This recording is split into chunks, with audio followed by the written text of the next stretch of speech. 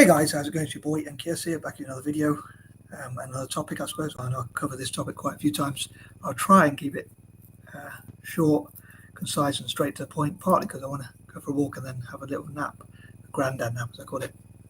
But on my Facebook version, I did take the video took just over 19 minutes, so almost not far off 20 minutes or whatnot, but I will do my best to keep it short and sweet, although I want to cover a few issues. I hope the title intrigues as many people as possible. And please invite your anyone you know who's interested in football, soccer, calcio, footy, whatever you want to call it, or politics, including reparations, anyone who's you might class as right or left-wing, social justice warrior, social justice supporter, as I call us, or people who are, again, more right wing or left wing or whatever, because I suppose football and politics, people might say it shouldn't merge like sport and politics generally, but I think it kind of does, especially when it comes to Celtic and Rangers. A lot of it is about politics, like Celtic with the Irish diaspora and connections, and Rangers being pro-British and things like that.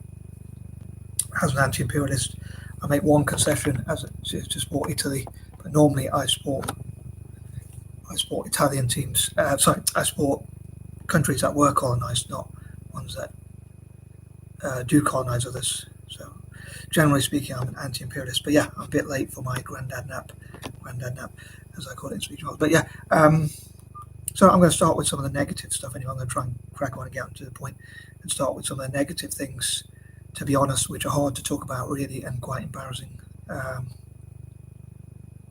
But here goes. So there are three things that did make me question whether I should be a Celtic fan. And I suppose some people might ask, why would I still be a Celtic fan of these three things? I'm going to say the worst one out of the way, because I want to get the worst out of the way and then go gradually, hopefully more positive, or being well. Although, as John Lennon said, life happens when you're busy making other plans.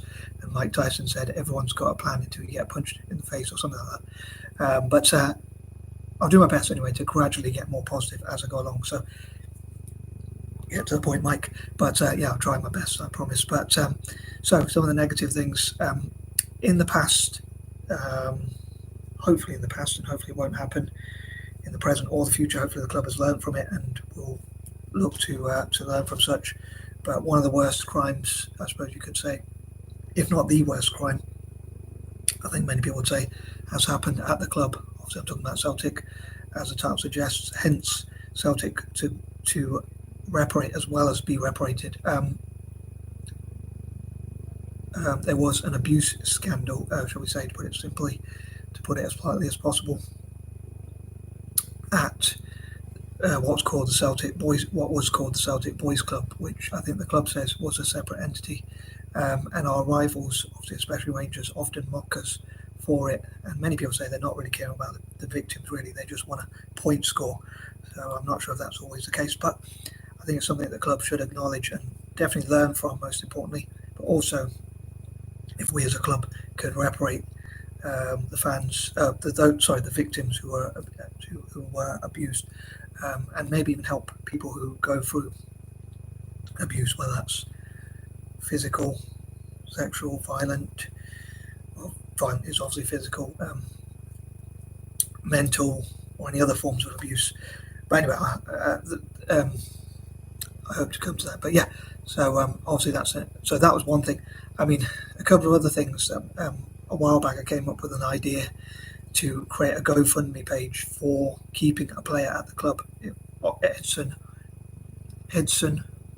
Edward, who was going to leave the club. And I said, what if we created a GoFundMe to fundraise? If we raised enough funds, what if he stayed at the club? We'd have to obviously raise millions for such, which some people might argue could go to better things. I suppose I take football a bit too seriously, and if he's not committed, then there's probably no point really. If he's not going to put 100% in, it would be better to have players who put 100% in. But yeah, people mocked my ideas rather harshly, so that was another thing that made me question whether I should be a Celtic fan. And a third thing was also my punctuation, which most people mock my mad ideas and punctuation, so it probably would be a bit harsh to no longer be a Celtic fan for those reasons. But the abuse scandal is quite embarrassing, and I suppose a lot of people might say, why would you still support Celtic? And I suppose it is something I am wary could cost the club its reputation. Sometimes I wonder what if Celtic did get points deductions or even demotions, like what happened to our rivals and how much we mocked them for it. But I do think it is right to discuss it and to look at how victims of abuse, of all forms of abuse, again, whether that's physical, sexual, which I suppose is physical anyway, violent, which again is physical, physical/violent, or even sexual, or even a domestic violence or anything like that. I think it'd be good if the club could fundraise for those things. But I think it is an embarrassing part of the club's history, and I hope the club will, most importantly, reparate or compensate the victims, and also pay and also learn from the lessons. So to have safeguarding, which I suppose the club has got, and I hope the club has that with coaches, with managers, coaches, especially youth coaches, obviously, or coaches of the women's game as well, of course, or even coaches of the men's game, I suppose, probably not quite as necessary or prevalent, but especially for the women's and the youth games, to ensure that everyone's safe and protected and that no bad eggs get into the club. And the club, I think, as a club, I think the club should condemn violence or any law breaking as well. Every club has that sort of thing, and I suppose many clubs have had, probably all clubs maybe, have had some form of abuse in the past, and it's something I think that should be learned from, to ensure again that lessons are learned and that children, women and men even are kept as safe as possible. Disabled teams and whatnot as well, also, and that kind of thing. Anyway, I think that's enough of the negative stuff and the embarrassing stuff, and my sort of questioning whether I should. In the past, I questioned whether I should support Celtic, but as an anti-imperialist, I do support the club, and I hope to talk possibly tomorrow, if not tonight, about why I'm a Celtic fan and what I do actually love about the club. But I thought it's important to be honest about the negative stuff and not sweep it under the carpet, as our rivals say, and be honest and open. And again, learn lessons from the past, ensure it doesn't happen now, and certainly not into the future, or even now, as I say. But yeah, on to slightly more positive stuff. Although I suppose I did say I would try and get progressively more positive, but I suppose that it's still kind of some negative stuff, although I don't like to be negative, but in the sense that it also involves, shall we say, abuse in speech marks, not in the abuse in the way people might think of it. I think many people have a romantic view of colonialism, and I should be careful what I say as a British citizen. I don't want to offend anyone really, but I don't want to upset or offend anyone, especially over a game of football, unless they upset or offend me. I suppose I like to be good to everyone really, even Rangers fans if they're nice, and I welcome comments from Rangers fans, but I think a lot of abuses, quote unquote, happened under colonialism, which many people might not see as abuses, but there was killing, torture, murder, stealing, and that and all those sorts of things. I suppose I could have said in the opposite order, because, well, torture would probably be the worst of those sorts of things. But a lot of people suffered because of that. So the reason why I mention that is Ireland. Celtic is named after Celts, which in this case came from Ireland. There were 8 Celtic nations, as I call them, due to alliterations. Many people call them Celtic, or Celtic country. Celtic nations. I call them Celtic countries because of my alliterations. But I would love for Celts, people from Celtic countries, to support Celtic and help the club. And support the club. Maybe even invest in the club, donate to the club, have shares in the club, or just be fans of the club at least, and that kind of thing, or a combination of those things. Buy the shirts and things like that. Maybe even go to the games if they can. I did say I'd try and keep this short and sweet, so please forgive me. But I think due to the potato famine and the bad things that have happened to Celtic and its fans, the discriminations they've faced from Rangers as well, I do think, the discrimination they've faced from Rangers and possibly even others as well, I think that Celtic should also be reparated or compensated, and some of that compensation, perhaps if not all of it, could go to the victims of abuses that happened at the club, or even victims of abuse generally, as I say. even from other clubs or even other walks of life, even nothing to do with football, to help those who are victims of domestic violence and things like that. I think it'd be good if the club worked with organisations and agencies that prevented domestic violence and abuses of all types, worked against law breaking. I think it'd be cool if Celtic worked with politicians, councillors, the police, the government itself, and all sorts. As a club, I know a lot of the fans are rebellious, rebels due to the history. They don't like the Conservatives or Tories, as they call them. I think Tories is a Scottish word as well. But given the club's Irish roots and what the Irish went through and the discriminations faced by Irish people in Scotland, I think it'd be good if at least two clubs, them being namely Celtic and Hibs, work together to get compensation for their clubs because of the discrimination of what happened to the Irish people in Scotland or even across the UK. And also for Celtic to work with Irish people around the world and get even those who are not into football to get into football for political reasons, or at least to support Celtic for political reasons. Although I'm probably one of the few libertarian Celtic fans, to be honest, if not the only one, certainly one of not very many of us libertarian Celtic fans. I know normally Celtic lean more to the left wing, but yeah, I do think they should be reparated and maybe work with former colonies. I would love Celtic to be reparated with the government and all those involved looking at how look at a mathematical figure of how much the Irish people lost, how much they discriminated. If there's some sort of figure they could come to, like loss of earnings, missed opportunities in the jobs market, lack of access to education, the potato famine, how many people died, how many people suffered, how many people were tortured, how many people were political prisoners, how many people were wrongly imprisoned, and the loss of liberty Ireland had. It would be hard, and that kind of thing, but all those sorts of things, but it'd be hard to put a specific price, but they could come to a fair sort of price which would sort of agreed even by the international community. I think that'd be pretty cool. Now I've got to admit, I don't know whether that would be more than what Celtic would have to pay out to compensate victims and to support those who are victims of domestic violence and things like that as well, or even if Celtic would have enough to pay to support victims of domestic violence. I think obviously Celtic can only support as many people they can. They can't help everyone. So I'm not sure which one would be more, but maybe the fans could get involved also in terms of funding a compensation package to help those who are victims, their families and things like that, as much as possible, to obviously improve the club's image and to do what I think would be the right thing, dare I say. I think it would be, part of me worries, like what if Celtic did get points deductions or even get demoted like what happened to our rivals, which would be quite kind of ironic in a bitter way for us, because obviously we mock them quite a lot, many of us, for what happened to them when they got demoted. But yeah, I think the fans should pay, maybe even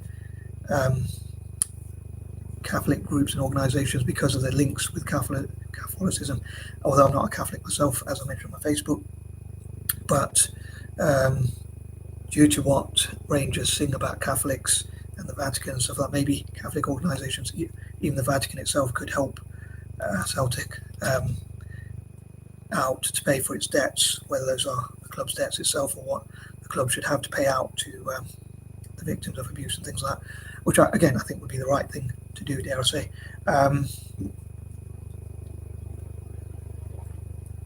I dreamed the club would get money from politicians, councillors, government itself, the state aid, state funding, and lottery funding, even maybe even tax cuts, tax breaks, or even a tax exemption, for two reasons. One, because of what happened to the Irish community, the Irish itself, and the loss of liberty from Ireland, and how they had to flee Ireland and then suffer discrimination in education and jobs, businesses and things like that. So economic discrimination, which is the reason why Celtic was actually founded by Brother Wilford, who came from Sligo. I think it'd be cool if, as I mentioned again on my Facebook channel, it'd be cool if Celts around the world, including from other Celtic countries, Celtic nations, Celtic countries, went to visit Sligo, and I love for gypsies, travellers, migrants, people of colour, the BAME community, whatever you want to call us, the Irish diaspora around the world, Celts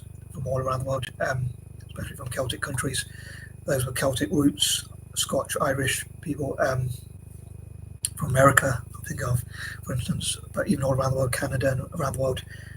I know there are already many of Irish descent who support Celtic, but I would love for them to even donate to the club, invest in the club, and even those who are not into football to support the club for political reasons. Maybe, although I'm not a big fan of Catholicism, believe it or not, even though I'm a Celtic fan, which is another reason why I wonder whether I have in the past wondered whether I should be a Celtic fan, but I'm sort of committed to the club. Due to the anti-imperial sort of thing and what they went through as an anti-imperialist, and how I'd love for Celtic to work with anti-imperial groups and countries that colonised. And I think it would be fair for the club to be tax exempt, in my opinion, certainly to pay the lowest taxes possible, because I think the Irish diaspora, which was abused, if I can call it that, and treated so badly at least by the British, I think it's sort of unfair that they have to pay taxes towards that sort of thing. So I'd love to see Celtic be tax exempt, which would be quite ironic. I talked about that a while back, and some Celtic fans said, Celts as I call us, said that it would be quite ironic because of what happened to Rangers when they got demoted for tax evasion. But I think we should do so legally. I think Celtic should work. Certainly the club itself, if not the fans, should work with. I know the fans don't always get along with the government and the police and whatnot, but I think it'd be cool if the club worked with, controversial opinion now, but if the club worked with the government, politicians, councillors and the police, at least in Glasgow, if not the rest of Scotland, and also maybe even the rest of the UK, to ensure that the club always operates within the law. Even if it gets tax exemptions, it's done so legally and things like that. And the club hopefully, will not fall foul of the law, although obviously you can't control all your fans. Hopefully it will certainly, as a club, talk about discouraging law breaking, violence and things like that, and learn from the past, ensure abuse doesn't happen at the club, and the club condemns any abuse that happens anywhere, especially at the club itself, which hopefully will be cut out with safeguarding and again lessons from the past. But yeah, also because as a reward for what Celtic have done with charity, I think it'd be cool if Celtic got like funding for 7-a-side football pitches, for instance, as many pitches as possible. Hope I pronounced that right.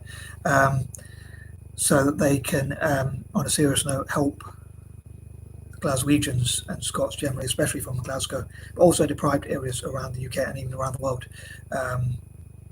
Again, that could be part of reparations as well, but it would help those from disadvantaged backgrounds. Maybe that could be part of getting tax exemptions or tax exempted status, or at least paying, as I say, the lowest possible taxes, because the club could then have academies, places and spaces for football, places for playing football for young Celts, so it can keep them out of trouble from the law.